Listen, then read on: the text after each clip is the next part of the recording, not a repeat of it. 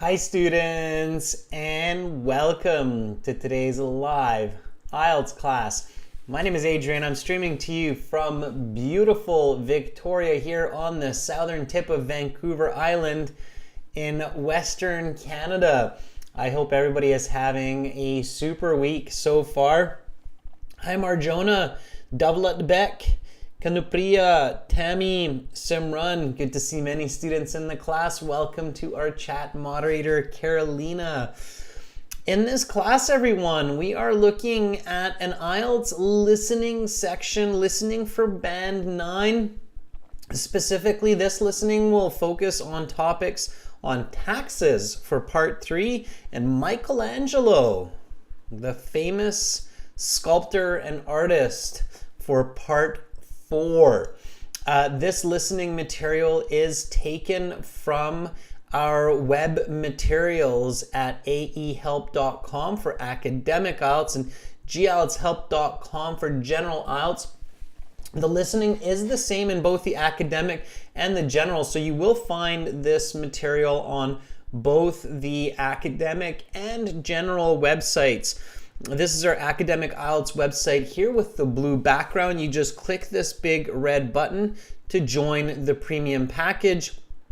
You fill out your information and then you are off to the races. You have a My Student account where you will find practice exams, a full interactive course, a workbook, study plans, lesson videos, over 100 hours of HD videos, and audio CDs. We're going to use these audio CDs today for today's listening, so you will be able to listen.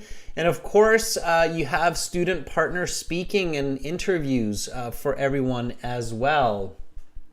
All right, hello Umesh, Dormna, Rumi, good to see many more people in the class. For general IELTS, it's the same idea, gieltshelp.com, red button. It's a one-time payment for lifetime access, so it is super well worth it.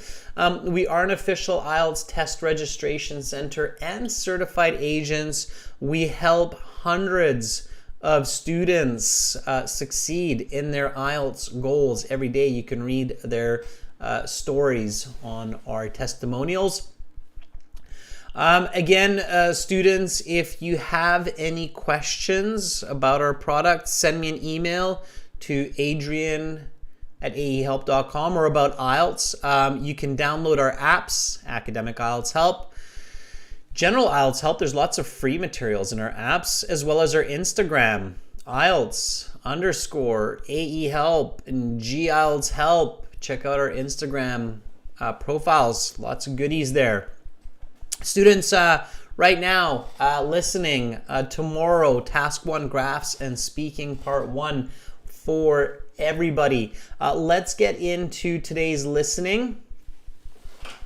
Taxes coming up. Ooh, and it's tax season. I don't know about other countries, but in Canada, tax season is from January to April. If people don't file their taxes by April, it's overdue.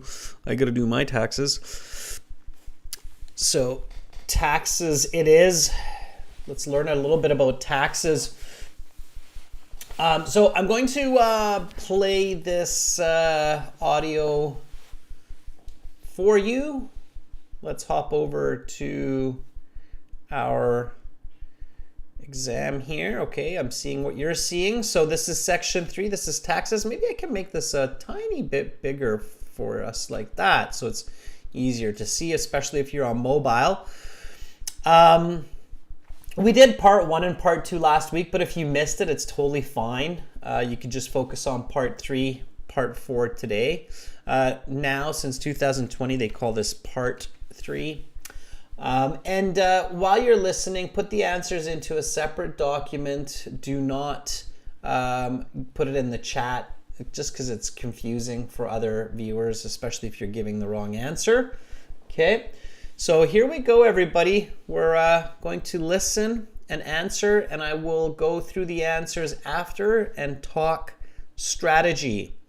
So I'm just hopping back to the website here, if you're wondering what I'm doing, and I'm looking for CD5, track 3. Okay, CD5, track 3.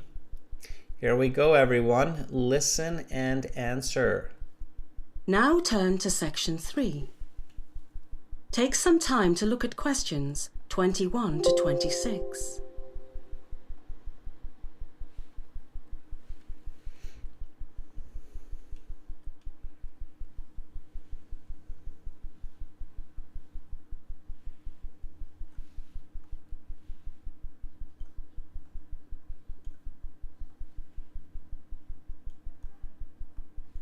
Listening section 3. You will hear a panel discussion on the ethics of zoos. Now listen carefully and answer questions 21 to 26. Well, Yeah, just a sec. CD5. I was on CD4. Here we go. Now turn to section 3. Take some time to look at questions 21 to 26.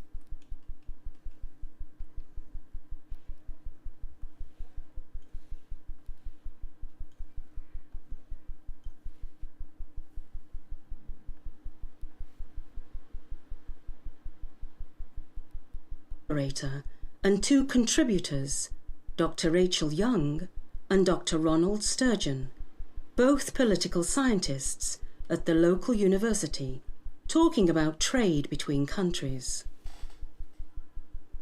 Now listen carefully and answer questions 21 to 26. First of all, I'd like to thank Dr. Young and Dr. Sturgeon for taking the time to spend this afternoon with us. Thank you for having us here today. Dr. Young, could you give us a little background on the topic of free trade and protectionism, a little history? Well, countries and nation-states have been participating in free trade schemes for millennia. The ancient Egyptians, for example, participated in trade with the Arabians across the Red Sea over 3,000 years ago. The Roman Empire imported many goods from outside their lands, especially luxury goods such as silk, which were only available in China. Free trade, however, though, has much younger roots. Could you define free trade and protectionism for us, Dr. Sturgeon? free trade is trade between countries without taxes, tariffs, or other regulations attached. Without a free trade agreement, nations charge taxes or tariffs on goods that are imported to their country. This is to protect the manufacturers within their country. If country A, for example, produces a product for a 20% higher cost than country B, country A is likely to impose a tariff on the importation of country B's cheaper product into country A. This is to level the playing field for domestic manufacturers. Free trade advocates want to take down this barrier.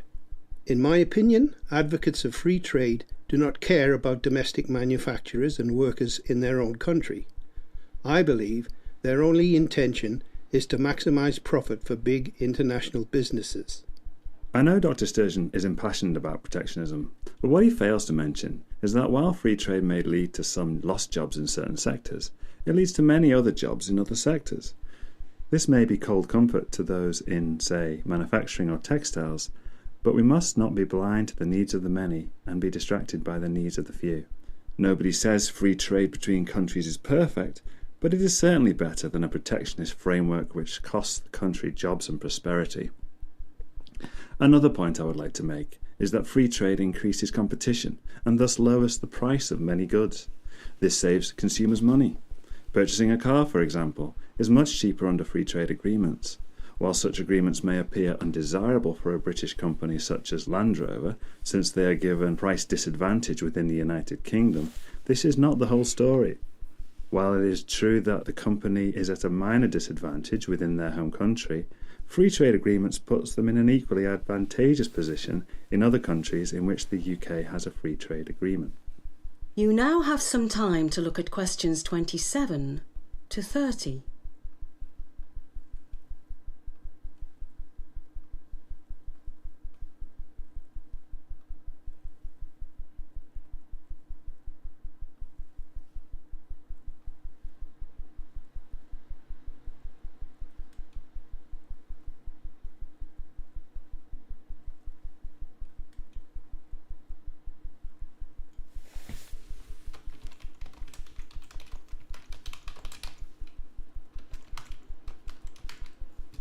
Now listen to the rest of the discussion and answer questions 27 to 30. This is a very interesting discussion. Dr. Sturgeon, from reading some of your work, I know you have some ethical concerns about free trade. Yes, I have a number of ethical concerns. First and foremost, free trade agreements incentivize highly unethical sweatshops.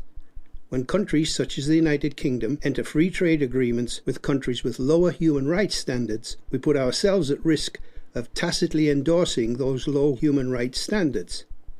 Is the ability to wear slightly cheaper clothing really worth selling out on one of our most basic beliefs, that people should be treated with respect? I agree with Dr. Sturgeon that human rights is an ongoing issue in free trade. Certain incidents, such as sweatshops collapsing and killing dozens of workers, have highlighted this issue in the media and public discourse, but these are isolated incidents. Hardly. These are not isolated at all. And even if such horrible incidents were rare, does it make the conditions those workers work in permissible? Do we excuse horrible working conditions as long as the workers don't die? That's an incredibly low bar, and one I believe we must implore companies and governments to raise. Okay, let's move on. Dr. Young, do you believe free trade betters the life of the average British citizen? Absolutely. I believe free trade agreements make us more prosperous as a society. While not perfect, I truly believe pursuing free trade agreements is a positive step in making our world a better place. Of course, I disagree. While I do not doubt that more wealth comes into our country as a result of free trade agreements, I believe this money never improves the life of the average citizen. The rich get richer and the middle-class workers get laid off. Not to mention the ethical issues I have with this. That is the end of section 3. You will now have half a minute to check your answers. All right, everyone, check those answers in that half minute. Let me just hop back to our website, aehelp.com here, and stop the audio before it goes on to part 4, and we'll look at part 3 and go over the answers and talk some strategy, because there certainly are some important steps here that we can take. Now, if you were here last week, you probably knew that we were going to be listening to taxes, because one of the strategies we used when we looked at part 1 and part 2 is we actually did a little bit of review of each of the topics of each of the 4 parts. So we had a chance to kind of think about the fact that this is taxes and something about trade, and the way trade works in different places around the world. So here we go. How long ago was the first record of trade between nations? And here, this is a question. So strategy number 1, students, is turn questions into statements. And you probably saw me do that with the multiple choice as well. Okay, so turn questions into statements. This will help you catch the info more.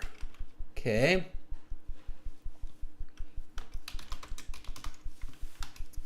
All right, so here I was thinking, maybe they'll say something like trade began or it started. And I believe what they actually said was the first record of trade was. So they kind of took a piece from there, right? And we got Simran and Double Beck saying it was 3,000 years ago. Yeah. So how long ago was the first record of trade between nations? 3,000 years. So 3,000 was the correct number, and I can't remember, they said between the Egyptians and the Arabic nations or China, I can't remember, but it said 3,000 years ago, which is good.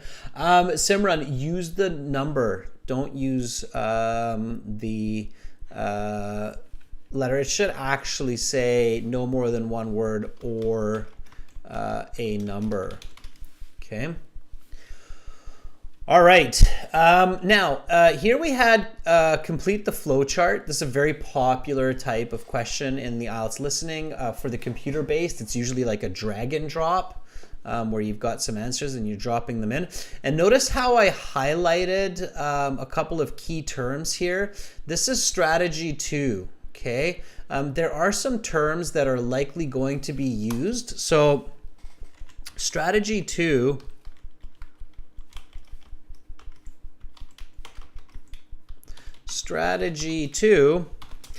pay attention to terms that you will likely hear,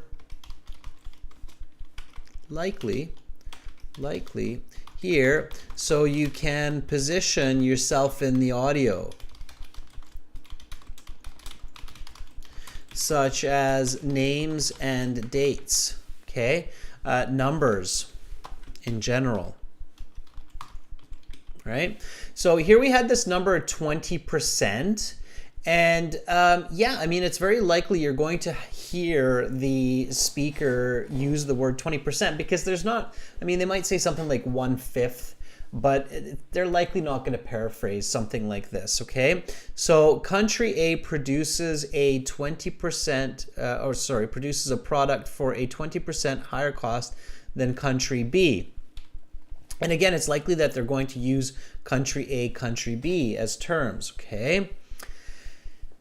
Is everybody clear on that? So is everybody clear on what I mean by listen to those specific terms? Can I just get a couple of thumbs up if you're clear on what I mean by that? I want to make sure that you really catch that. So don't try to listen to just any word or phrases because most of this will be paraphrased. They're not going to say the same words, but certain words like country A or 20% or 1972 or Dr. Sturgeon, Dr. Young, right? Okay. Cass says, yeah. Carolina's like, okay. Edward is giving me one of these. Awesome. Yeah, so pay attention to those, okay? But otherwise, careful because they're paraphrasing, okay? Good. Cool. Okay, so a company in country A imports the product. If the country does not have a free trade agreement, the company must pay, and many of you gave me this answer. Leithandat said it's a tariff. Cass says tariff with capitals like this, tariff. Yeah, using all capitals is okay. Don't mix. If you're going to use all capitals, use all capitals. If you're not going to use all capitals, then don't use all capitals. Don't mix it. Just be careful because using all capitals can be slower and you can make more mistakes in the paper-based exam. Computer-based exam, you just hit caps lock and write all capitals, okay? All right, so tariff. Computer-based exam, though, you often don't write for these kinds of questions. You just drag and drop, okay? So tariff is the correct answer here. Tariff or tax. Tax would also be okay. All right. This is to level the playing field. Now, here's another little trick, okay? Level the playing field is in quotation marks. So when you see these quotation marks, it means it's a direct quote from the audio. So it's not maybe you will hear this, but you will hear this, okay, in the audio. So pay attention to terms that you will likely hear, and then even more so, I mean, if you're lucky enough, pay attention to quotation marks, okay?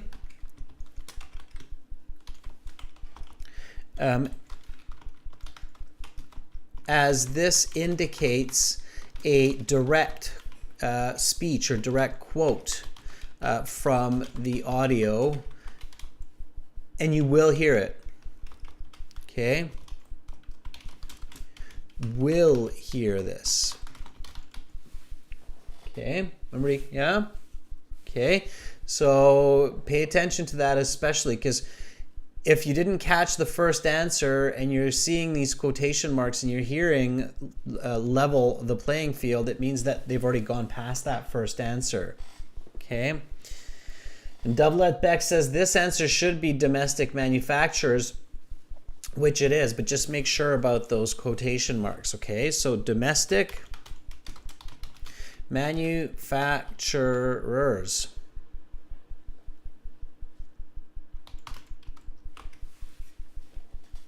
Is the correct answer. Now again, I like to use lowercase personally. I think it's important to learn capitalization. I recommend doing the same when you're practicing.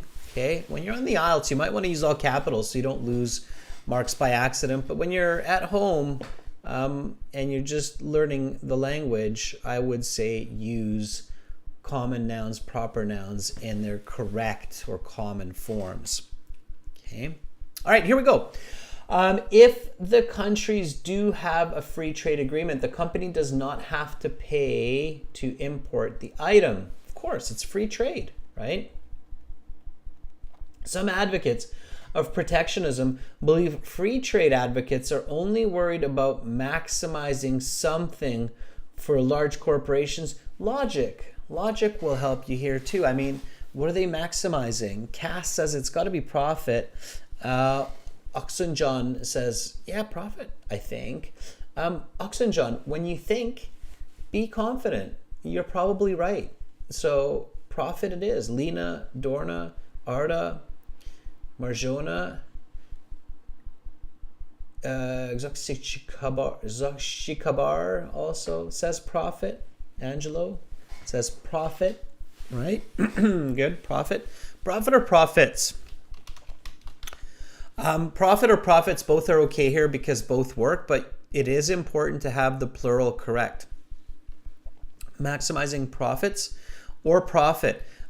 It doesn't always work though, so careful with plurals. Sometimes you have to have the correct, well, actually not sometimes, usually, most of the time, you need to have the correct singular or plural form of the noun. In this case, both profit and profits work.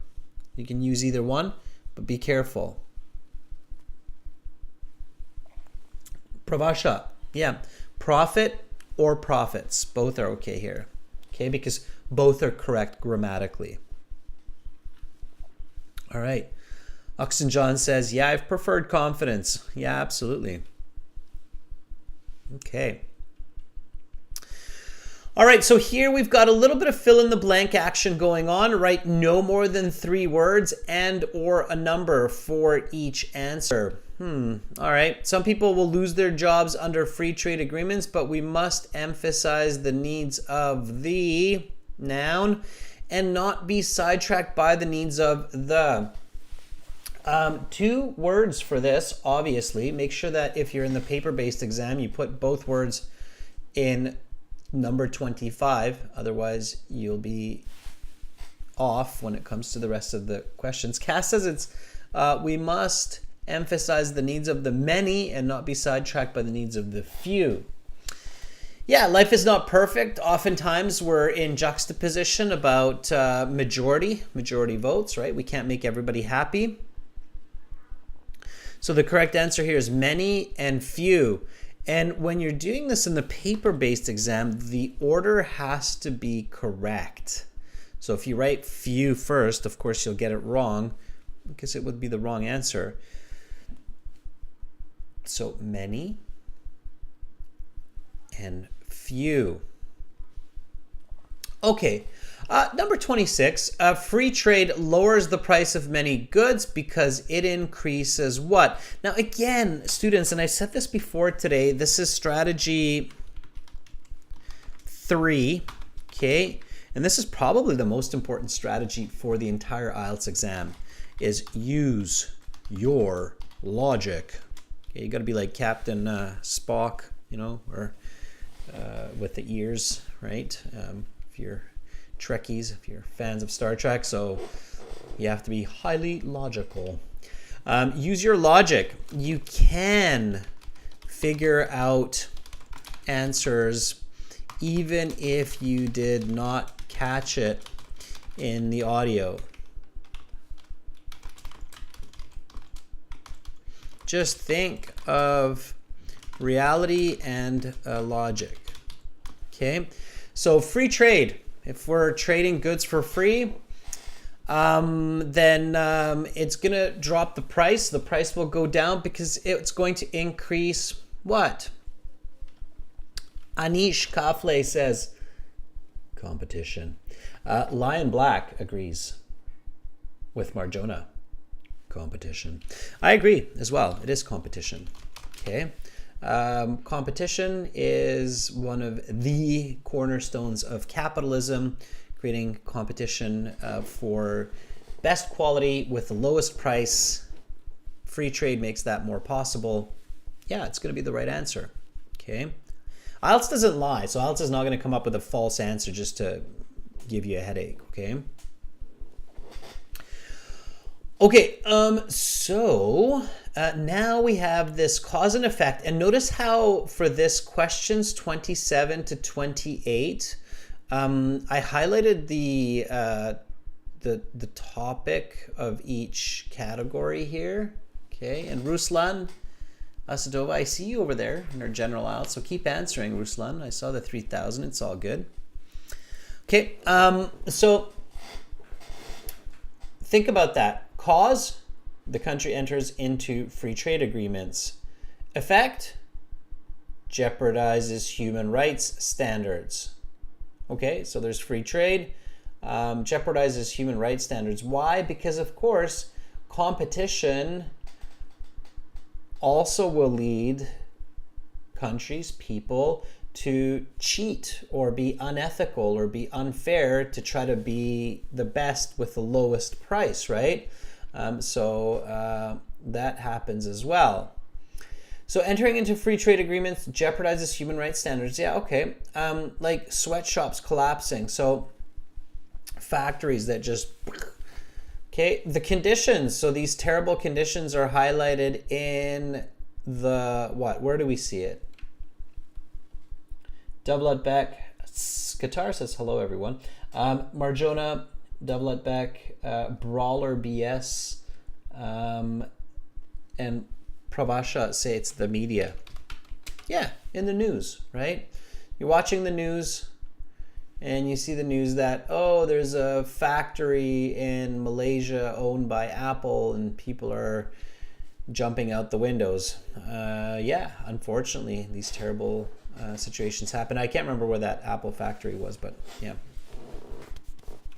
And I don't mean the fruit, I mean the digital technology. Okay, the realization that such incidents are not isolated. So, you know, it's not just one or two. This happens. It happens in many places around the world. Implore. Implore means like demand, encourage and demand. Companies and something to raise the bar means make it better. Arda Sukchi Akbar Saeed Ansari says government. It's not government. Arda Rohit Sukchi Akbar governments. How do I know that governments is a plural here? So how do I know that governments has to be plural? There's a definite giveaway. There's a tell. Okay, so this is strategy 5. Okay. Often you can figure out, and you must figure out, you can figure out whether or not a noun answer should be plural or singular by looking at the grammar. Asadova, yeah, governments, absolutely. At the grammar. Look for articles, a or an. If you see a or an, it's singular.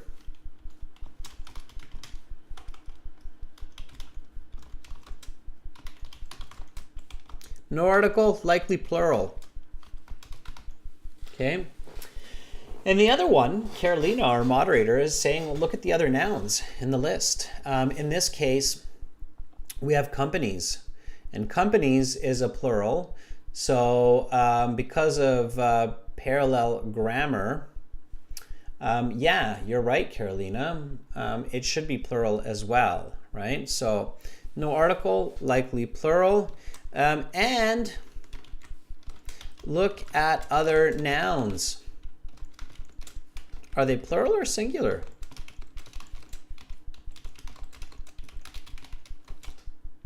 Okay.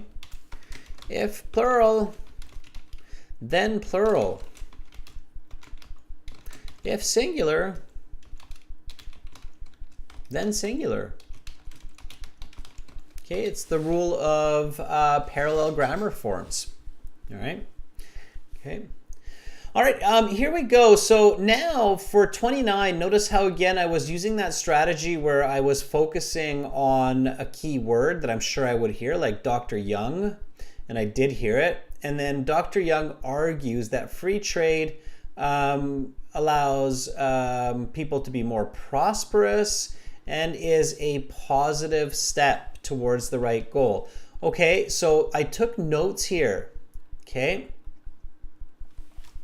So take notes, take a couple of notes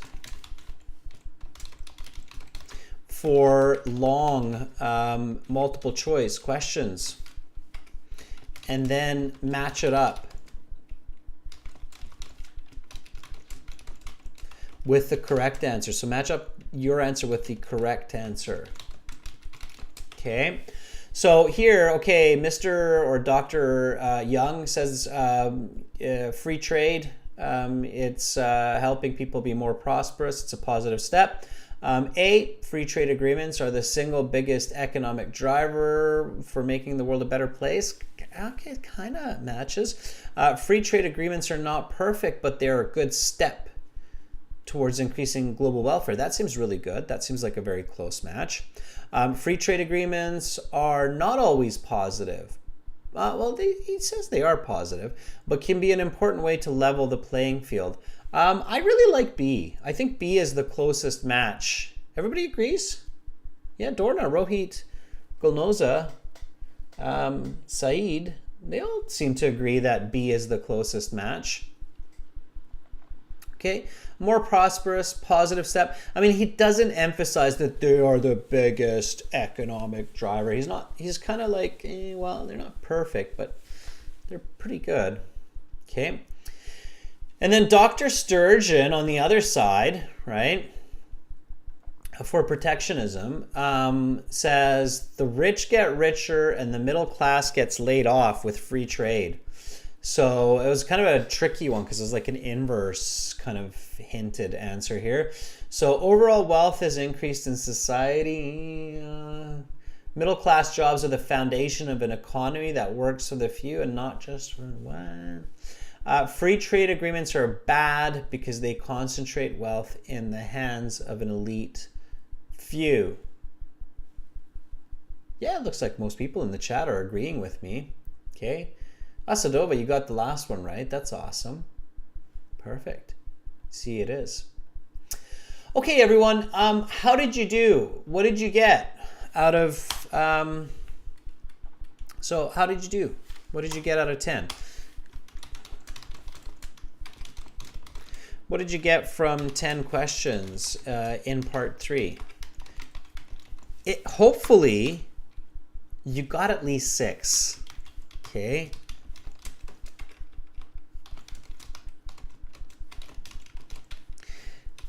If you didn't get 6, you're going to be kind of in trouble. Rudvik says, I got 10. Rudvik. Boom. Perfect score. That's super. Cass says, I got them all. That's really good. Simran, 8 out of 10.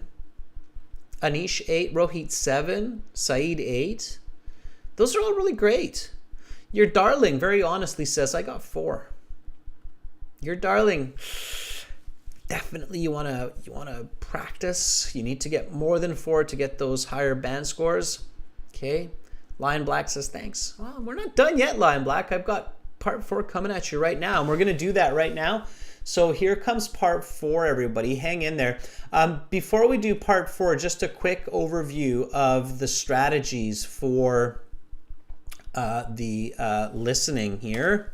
Okay. So strategy number 1. All right. Turn questions into statements.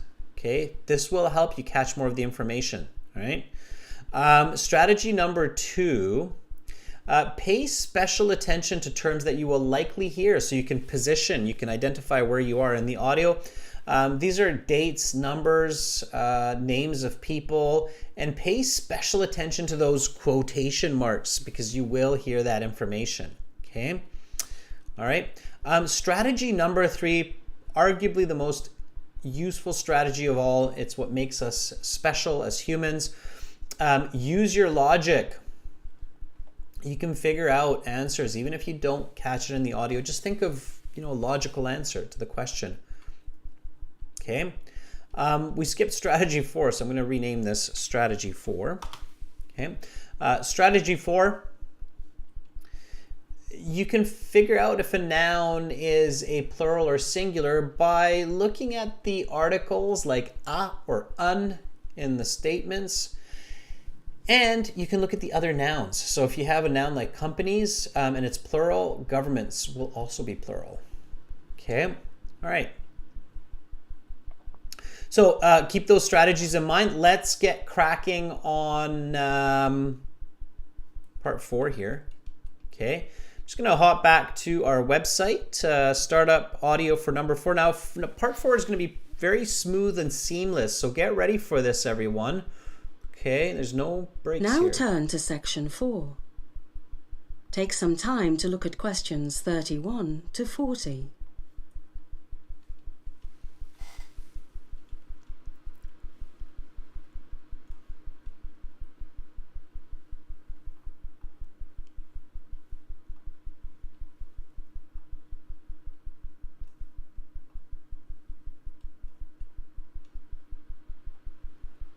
Listening section 4. You will hear a university lecture on the famous artist Michelangelo.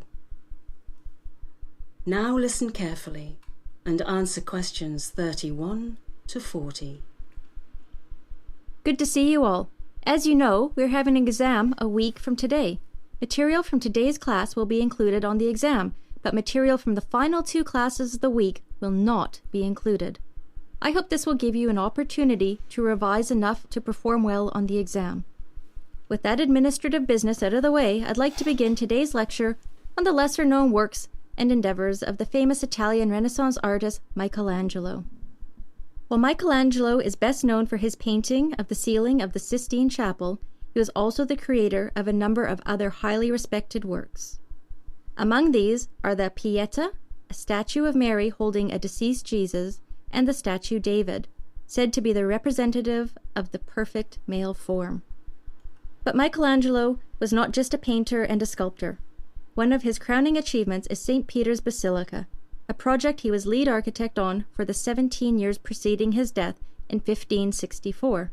While the basilica wasn't completed until 1626, over 60 years after his death, Michelangelo's influence on the structure was immense, as he had laid out many plans for the structure during his lifetime, many of which were faithfully carried out under the reign of future popes and future architects.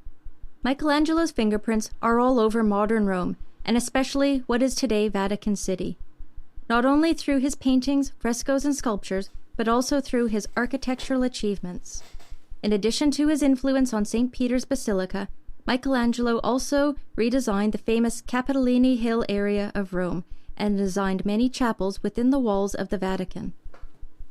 Michelangelo was also tasked with a number of pet projects over the years. These projects were not one that the man himself wanted to undertake, but was compelled to because of monetary considerations or simply loyalty to the Pope.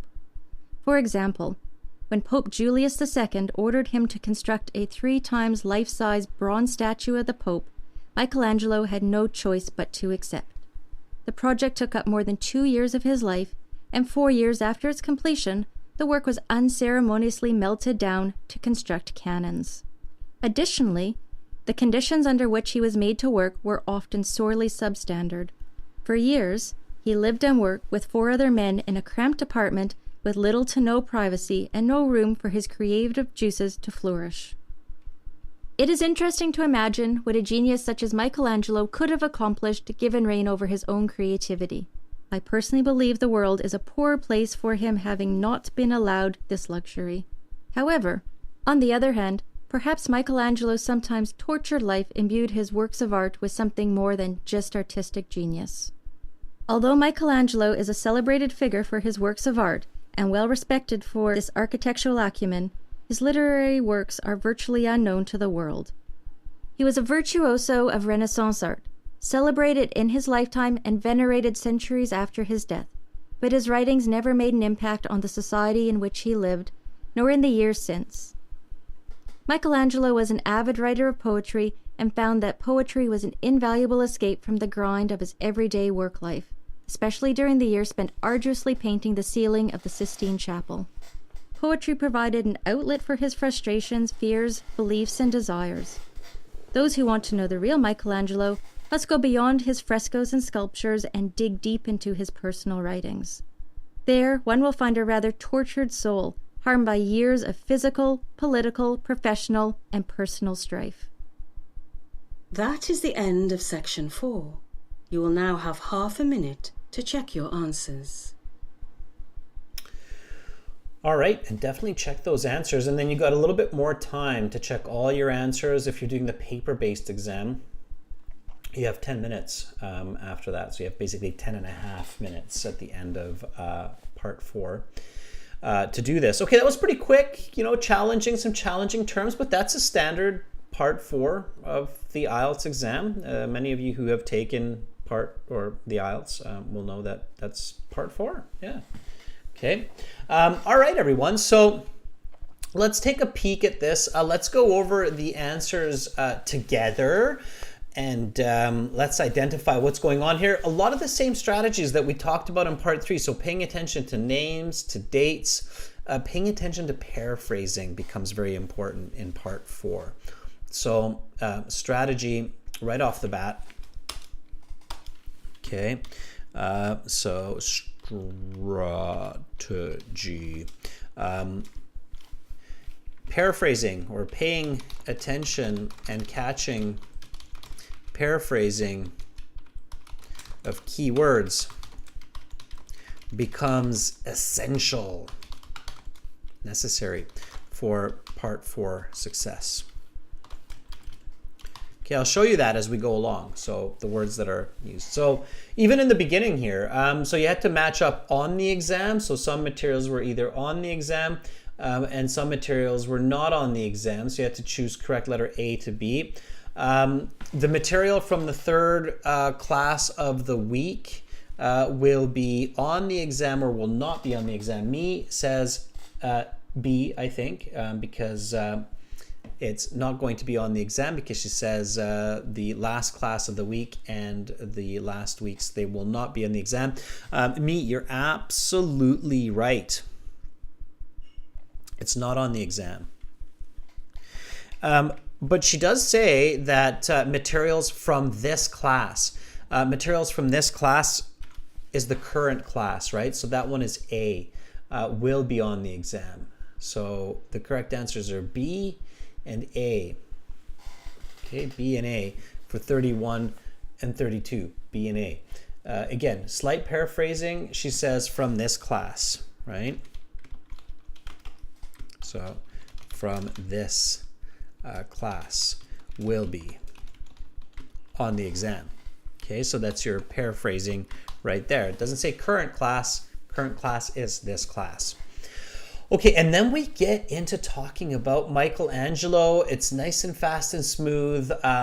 Here we go. While Michelangelo is perhaps most famous for painting the Sistine Chapel, he is also famous for a number of other highly respected works, including the Pieta and the statue named something thought to symbolize male beauty. I remember they mentioned the statue of Mary, but as we know, Mary is not a male.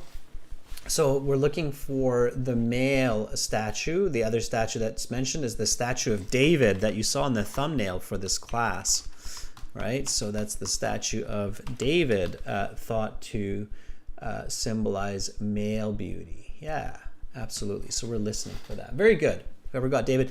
The D has to be a capital If you did not use a capital for David, you got it wrong. Okay, so Ramesh Kumar, careful. David with a small d would be wrong.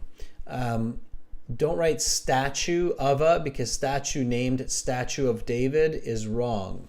Okay, so mum, you would not write Statue of David. You would just write David with a capital D. Careful, everyone. Architectural achievements, far more than just a painter. Michelangelo was also an architect. He was lead architect on St. Peter's Basilica for some number of time until his death in 1564. 2 words here. He was lead architect for Laura. Very nice. Remember, Laura says that should be 17 years. Yeah. And if anybody's ever visited St. Peter's Basilica, it's quite amazing. So 17 years until his death in 1564, though the structure was not completed until 60 years after his death. His fingerprints are all over the resulting structure because future something or someone and someone faithfully carried out his designs. Who were those people? 2 words for number 35. Future popes, and I don't know how to spell popes. Oh, there it is, Pope. P-O-P-E with a capital P. So let's write popes. Future popes and architects. Okay, so use what you're given. You see the word architectural here? So you can use that to help you spell the word architects, right? Architectural, architect is there. You just need to stick an S on the end of it. So if you're like, but Adrian, I never write that word. I don't know how to write it. It's in the listening. Okay, if you have to write it, it shouldn't be hard. Popes, same thing. It's in the listening. Use the given information. That's the strategy here. Okay, so I think this is strategy 6 for today. Use the given information in the question booklet to help you with answers and correct spelling. Boom. Everybody got that? Thumbs up? Yeah? We're all on page here. So if you don't get it right away, if you miss it and you don't get the right spelling, just write down what you think it is or how you think you spell it, and then later on go, okay, I think that I saw that somewhere else in the listening. I can use that to help me figure out the right spelling. And I can see a couple of people doing the boogie and giving some thumbs up. Okay. All right, super. That makes sense. Makes a lot of sense. Okay. So, let me just highlight the correct answers here and then we'll move on.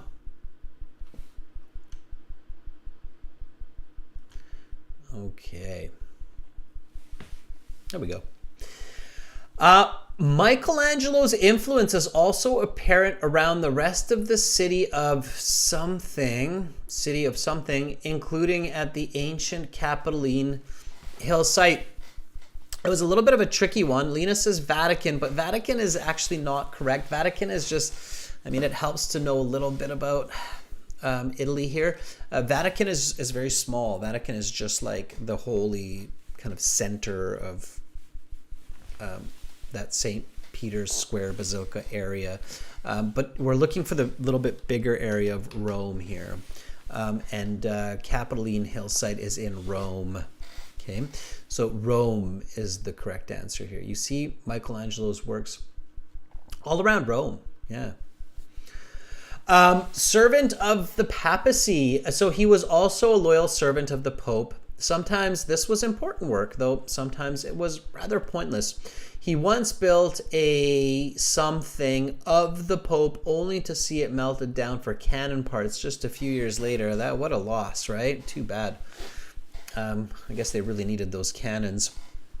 Simran says bronze statue. Yeah, I guess metal back then was really valuable. They just didn't have nearly as much of it as we do now. Bronze statue, I think if you write just statue, you'll get this one as well, but bronze statue is definitely the more accurate answer, so you want to be looking for that more accurate answer.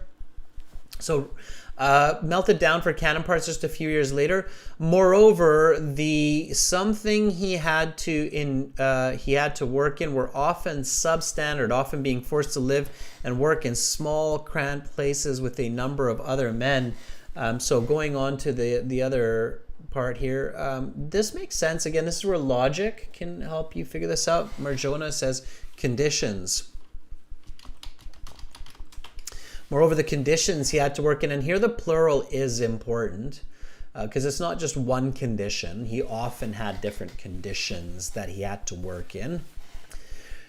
Right? And then we're going on to his literary works. I hope everybody has been paying attention to these titles like literary works, Servant of the Papacy, other works. So I hope people are paying attention to this. Okay? These titles. They're very kind of, they're important. They give you an idea of what you're listening to. Okay. All right.